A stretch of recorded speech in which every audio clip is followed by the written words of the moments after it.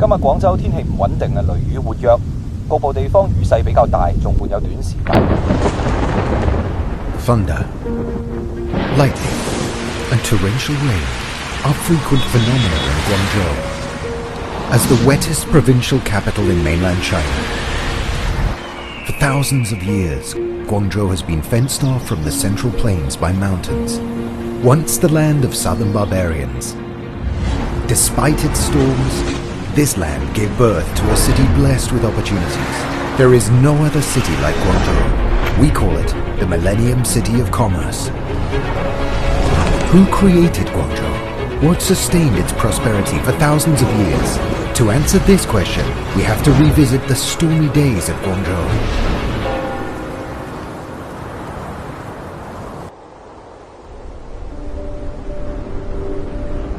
This is Nanling National Forest Park.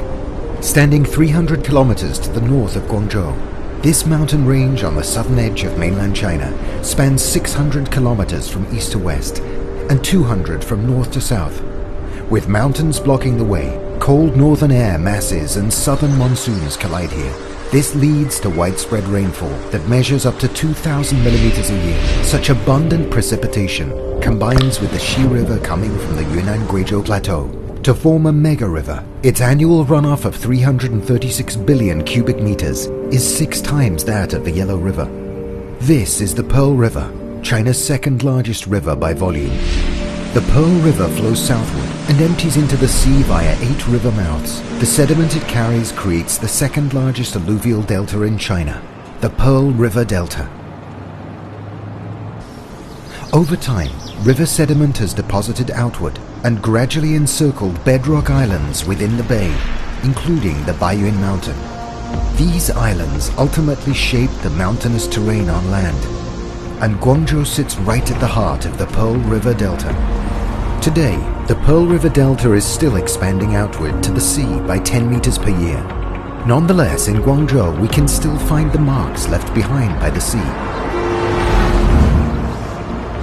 This is Qixingang Paleo Coast Site. It's almost 100 kilometers away from the closest shore, which is rare for its kind around the world. Several thousand years ago, powerful waves reached all the way here, and their endless ebb and flow hollowed out the lower rocks along the shore. Without support, the rocks above simply collapsed. Over time, erosion by the waves meant the rocky shore slowly retreated. As the tide receded, a wide platform underneath the rocks gradually emerged. This is a typical marine abrasion landform. Today, the Paleo Coast remains, but above it, all we can see are intricate bridge networks and skyscraping towers.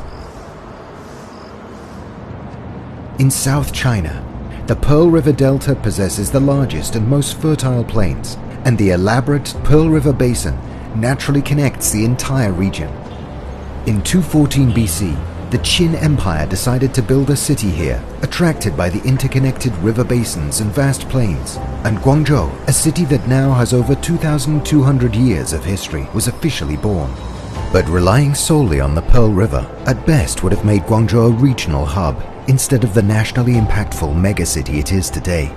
For it to accomplish such a feat, we need to look beyond the Pearl River Delta and across the Lingding Channel. The sea here is the largest of the 4 seas bordering China, the South China Sea. This is where the south winds arise. This is a polyhedral gold bead crafted by welding. It first appeared in 500 BC in the Italian peninsula. Back then it probably set off from the Mediterranean Sea, passed through the Persian Gulf, sailed across the Indian Ocean into a port near Guangzhou, and entered China during the Eastern Han Dynasty. All this gold, silver and porcelain, arriving from different countries across different dynasties, assemble like puzzle pieces that together form a prosperous and lively maritime Silk Road. Situated in proximity to the South China Sea, Guangzhou exploited its geographical advantage and became the most prominent port along the maritime Silk Road, connecting countries in Southeast Asia, South Asia and West Asia. It was literally China's South Gate. More importantly, seasonal monsoons here provided the necessary power for sailing ships to travel over long distances. As a result, the world and its ships were connected to Guangzhou across the ages. and Guangzhou in turn connected with the rest of China via river and land routes. Open to navigation from the Qing and Han dynasties, Guangzhou rose to become the largest port of the East during the Sui and Tang. It's a history that has left indelible traces in this ancient city. During overseas exchanges in the Tang dynasty, Huaisheng Mosque, the very first mosque in China, was established in Guangzhou. In the 19th century, Western colonizers built the Gothic Sacred Heart Cathedral here too. And if you turn around, you will see arcade houses all over the city. This imported veranda architecture not only brought Guangzhou its urban charm, but also accommodated the city's unique climate. During wet seasons, balconies act as umbrellas. On a blazing hot summer day, these umbrellas become the perfect shelter. Apart from architecture, the most important influence the sea connection has on Guangzhou is its strong business culture.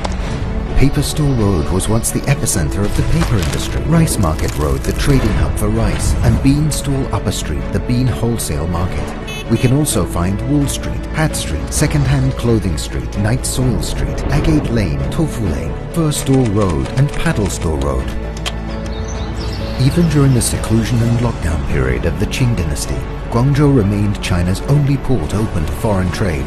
The Xiguan Enclave was where the 13 Hongs monopolized foreign trade. These quaint houses lining the street were Guangzhou's central business district back then. After the founding of the People's Republic of China, Guangzhou became the country's most important city for foreign trade, which served to connect the newly independent country with the world. In 1957, the first China Export Commodities Fair was held in Guangzhou. It's better known as the Canton Fair. For a long time, the Canton Fair has been China's predominant channel for foreign trade. As it's gradually scaled up, the Canton Fair has had to change venues several times. In 2022, with the Pazhou Convention and Exhibition Center, now the largest exhibition complex in the world, more and more people from different countries and sectors will continue to explore the potential of China's foreign trade at the Canton Fair. But success in commerce and trade alone isn't enough to have transformed Guangzhou into this great city that overflows with opportunities. The key to its perpetual prosperity over several millennia lies in the talent drawn from across China to build their homes and realize their dreams here.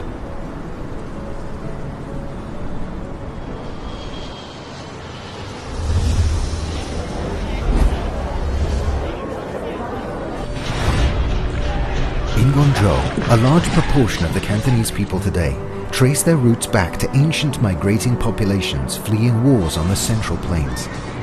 They left everything behind and traveled from afar to Guangzhou to seek refuge. To commemorate their origins, the migrants built ancestral halls in their new homes. Based on myths, folklore, and symbols from Chinese tradition, they created the unique roof tile designs in their ancestral halls, praying for stability in their lives so that their beliefs could be passed on and their families kept together.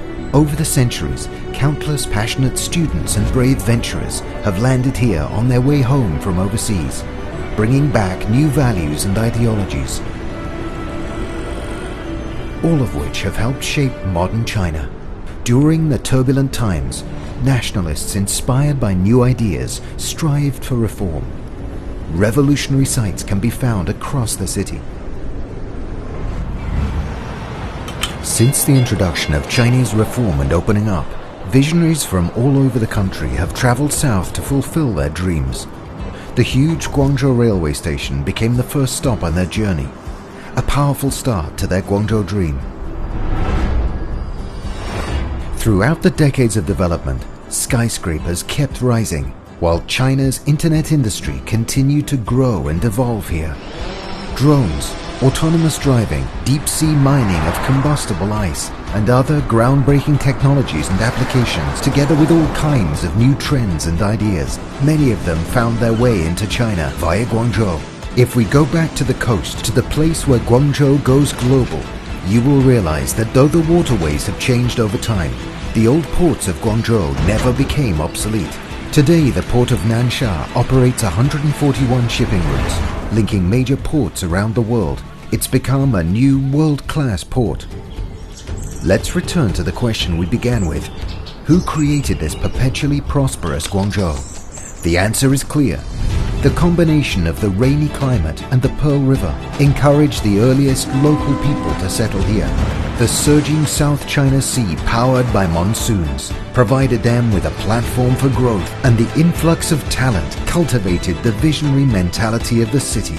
Come the stormy days, come the people. This is Guangzhou, where flowers bloom and the city shines. This is Guangzhou, where the economy thrives and the people enjoy their lives. This is Guangzhou, which will never cease to be a city without limits.